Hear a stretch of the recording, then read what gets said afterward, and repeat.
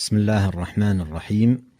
الحمد لله رب العالمين، وأشهد أن لا إله إلا الله وحده لا شريك له، وأشهد أن محمدا عبده ورسوله صلى الله وسلم عليه وعلى آله وصحبه أجمعين. أما بعد، عن أبي هريرة رضي الله عنه قال: جاء ناس من أصحاب النبي صلى الله عليه وسلم فسألوه: إنا نجد في أنفسنا ما يتعاظم أحدنا أن يتكلم به. قال: وقد وجدتموه؟ قالوا: نعم. قال: ذاك صريح الإيمان. رواه مسلم. وعن أنس بن مالك رضي الله عنه قال: قال رسول الله صلى الله عليه وسلم: لن يبرح الناس يتساءلون حتى يقولوا هذا الله خلق كل شيء فمن خلق الله. رواه البخاري ومسلم. وعن أبي هريرة رضي الله عنه قال: قال رسول الله صلى الله عليه وسلم: يأتي الشيطان أحدكم فيقول: من خلق كذا وكذا، حتى يقول له: من خلق ربك؟ فإذا بلغ ذلك فليستعذ بالله ولينته. رواه البخاري ومسلم. وفي رواية لمسلم: لا يزال الناس يتساءلون حتى يقال هذا خلق الله الخلق فمن خلق الله، فمن وجد من ذلك شيئا فليقل آمنت بالله. وزاد في رواية: ورسله. وعن ابن عباس رضي الله عنهما قال: جاء رجل إلى النبي صلى الله عليه وسلم فقال: يا رسول الله، إن أحدنا يجد في نفسه يعرض بالشيء، لأن يكون حممة أحب إليه من أن يتكلم به. فقال: الله أكبر، الله أكبر، الله أكبر، الحمد لله الذي رد كيده إلى الوسوسة. رواه أبو داود. وعن أبي زميل قال: سألت ابن عباس رضي الله عنهما فقلت: ما شيء أجده في صدري؟ قال: ما هو؟ قلت: والله ما أتكلم به. قال: فقال لي: أشيء من شك؟ قال وضحك. قال: ما نجا من ذلك أحد حتى أنزل الله عز وجل: فإن كنت في شك مما أنزلنا إليك فاسأل الذين يقرؤون الكتاب من قبلك. الآية. قال: فقال لي: إذا وجدت في نفسك شيئا فقل هو الأول والآخر والظاهر والباطن وهو بكل شيء عليم. رواه أبو داود. هذه الأحاديث العظيمة فيها تنبيه إلى أمر عظيم يتعلق بإصلاح القلوب ومداواتها، ألا وهو صيانتها من هذه الوساوس والشكوك التي قد تهجم على قلب العبد وتدخل بدون استئذان، فيفاجأ المرء إذا بها قد ولجت إلى قلبه، فماج بسببها في متاهات هذه الوساوس الممرضة للقلوب. وليتأمل المرء الناصح لنفسه من خلال هذه الأحاديث الحل الأمثل والسبيل الأقوم للسلامة من هذه الوساوس وكيفية الخلاص منها. وقد ذكر النبي صلى الله عليه وسلم الدواء النافع لهذه الوساوس المهلكة، وهي 3 أشياء: الانتهاء عن هذه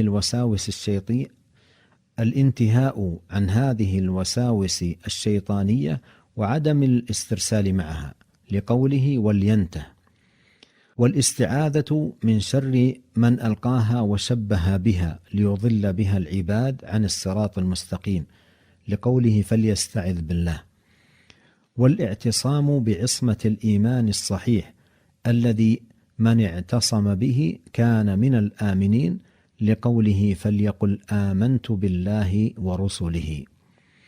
وأرشد ابن عباس رضي الله عنهما لطرد هذه الوساوس أن يقرأ المسلم هو الأول والآخر والظاهر والباطن وهو بكل شيء عليم. فإذا قرأها المسلم مستشعرا معاني هذه الأسماء الحسنى ففيها من تحقيق الإيمان وقوة اليقين ما يطرد الوساوس. وذلك أن الباطل يتضح بطلانه بأمور كثيرة أعظمها العلم بمنافاتها للحق، فإن كل ما ناقض الحق فهو باطل، فماذا بعد الحق إلا الضلال. وقوله ذاك صريح الإيمان، وفي رواية الحمد لله الذي رد كيده إلى الوسوسة، أي أن حصول هذا الوسواس مع هذه الكراهة العظيمة له ودفعه عن القلب هو من صريح الإيمان، كالمجاهد الذي جاءه العدو فدافعه حتى غلبه، فهذا أعظم الجهاد، أن يبغض المرء هذه الوساوس ويعمل على طردها من قلبه.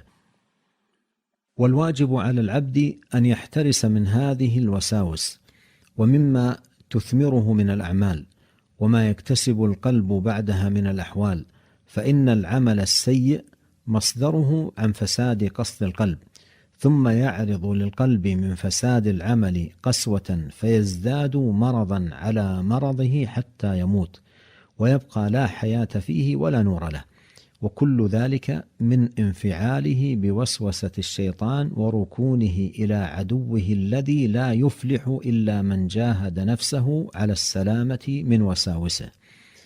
ثم إن العبد كلما أقبل على الطاعة كان الشيطان عليه أحرص، ولهذا يعرض للناس من الوساوس في الصلاة ما لا يعرض لهم إذا لم يصلوا، لأن الشيطان يكثر تعرضه للعبد إذا أراد الإنابة إلى ربه والتقرب إليه والاتصال به، فلهذا يعرض للمصلين ما لا يعرض لغيرهم.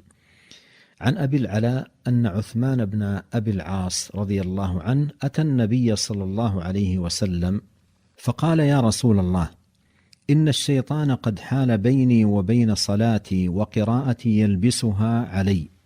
فقال رسول الله صلى الله عليه وسلم: ذاك شيطان يقال له خنزب، فإذا أحسسته فتعوذ بالله منه واتفل على يسارك 3. قال: ففعلت ذلك فأذهبه الله عني. رواه مسلم. وعن عبد الله بن عنمة قال: رأيت عمار بن ياسر رضي الله عنه دخل المسجد فصلى فأخف الصلاة. قال: فلما خرج قمت إليه فقلت: يا أبا اليقظان، لقد خففت. قال: فهل رأيتني انتقصت من حدودها شيئا؟ قلت: لا. قال: فإني بادرت بها سهو الشيطان. سمعت رسول الله صلى الله عليه وسلم يقول: إن العبد ليصلي الصلاة ما يكتب له منها إلا عشرها، تسعها، ثمنها، سبعها، سدسها، خمسها، ربعها، ثلثها، نصفها. رواه أحمد.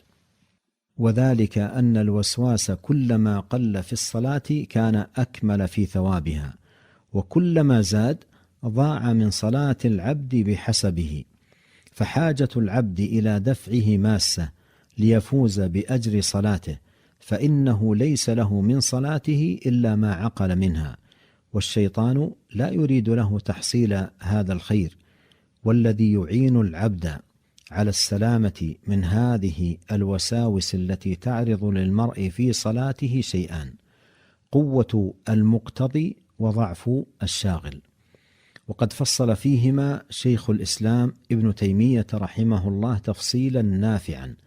قال رحمه الله: أما الأول فاجتهاد العبد في أن يعقل ما يقوله ويفعله ويتدبر القراءة والذكر والدعاء، ويستحضر أنه مناج لله تعالى كأنه يراه، فإن المصلي إذا كان قائما فإنما يناجي ربه، والإحسان أن تعبد الله كأنك تراه، فإن لم تكن تراه فإنه يراك. ثم كلما ذاق العبد حلاوة الصلاة كان انجذابه إليها أوكد، وهذا يكون بحسب قوة الإيمان.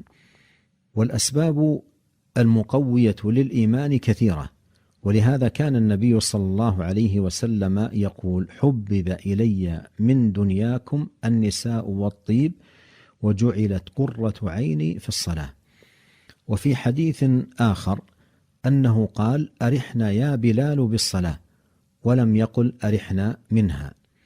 فإن ما في القلب من معرفة الله ومحبته وخشيته وإخلاص الدين له وخوفه ورجائه والتصديق بأخباره وغير ذلك مما يتباين الناس فيه ويتفاضلون تفاضلا عظيما، ويقوى ذلك كلما زاد العبد تدبرا للقرآن وفهما ومعرفة بأسماء الله وصفاته وعظمته وتفقره إليه في عبادته واشتغاله به، بحيث يجد اضطراره إلى أن يكون تعالى معبوده ومستغاثه أعظم من اضطراره إلى الأكل والشرب، فإنه لا صلاح له إلا بأن يكون الله هو معبوده الذي يطمئن إليه ويأنس به ويتلذذ بذكره ويستريح به، ولا حصول لهذا إلا بإعانة الله. ومتى كان للقلب إله غير الله فسد وهلك هلاكا لا صلاح معه، ومتى لم يعنه الله على ذلك لم يصلحه، ولا حول ولا قوة إلا به، ولا ملجأ ولا منجى منه إلا إليه. وأما زوال العارض فهو الاجتهاد في دفع ما يشغل القلب من تفكر الإنسان فيما لا يعنيه، وتدبر الجواذب التي تجذب القلب عن مقصود الصلاة، وهذا في كل عبد بحسبه، فإن كثرة الوساوس بحسب كثرة الشبهات والشهوات وتعليق القلب بالمحبوبات التي ينصرف القلب إلى طلبها، والمكروهات التي ينصرف القلب إلى دفعها. والوسواس إما من قبيل الحب من أن يخطر بالقلب ما قد كان، أو من قبيل الطلب وهو أن يخطر في القلب ما يريد أن يفعله. ومن الوساوس ما يكون من خواطر الكفر والنفاق، فيتألم لها قلب المؤمن تألما شديدا، كما قال الصحابة: يا رسول الله إن أحدنا ليجد في نفسه ما لأن يخر من السماء أحب إليه من أن يتكلم به، فقال: أوجدتموه؟ قالوا: نعم. قال: ذلك صريح الإيمان. قال كثير من العلماء: فكراهة ذلك وبغضه وفرار القلب منه هو صريح الإيمان. والحمد لله الذي كان غاية كيد الشيطان الوسوسة، فإن شيطان الجن إذا غلب وسوس، وشيطان الإنس إذا غلب كذب، والوسواس يعرض لكل من توجه إلى الله بذكر أو غيره، لا بد له من ذلك، فينبغي للعبد أن يثبت ويصبر ويلازم ما هو فيه من الذكر والصلاة ولا يضجر، فإنه بملازمة ذلك ينصرف عنه كيد الشيطان، إن كيد الشيطان كان ضعيفا. وكلما أراد العبد توجها إلى الله بقلبه جاء من الوسواس أمور أخرى، فإن الشيطان بمنزلة قاطع الطريق، كلما أراد العبد أن يسير إلى الله تعالى أراد قطع الطريق عليه. ولهذا قيل لبعض السلف: إن اليهود والنصارى يقولون لا نوسوس، فقال: صدقوا، وما يصنع الشيطان بالبيت الخرب. قال ابن القيم رحمه الله: والناس في الصلاة على مراتب 5، أحدها مرتبة الظالم لنفسه المفرط، وهو الذي انتقص من وضوئها ومواقيتها وحدودها وأركانها. الثاني من يحافظ على مواقيتها وحدودها وأركانها الظاهرة ووضوئها، لكن قد ضيع مجاهدة نفسه في الوسوسة فذهب مع الوساوس والأفكار. الثالث من حافظ على حدودها وأركانها وجاهد نفسه في دفع الوساوس والأفكار، فهو مشغول بمجاهدة عدوه لئلا يسرق صلاته، فهو في صلاة وجهاد. الرابع من إذا قام إلى الصلاة أكمل حقوقها وأركانها وحدودها، واستغرق قلبه مراعاة حدودها وحقوقها لئلا يضيع شيئا منها، بل همه كله مصروف إلى إقامتها كما ينبغي وإكمالها وإتمامها.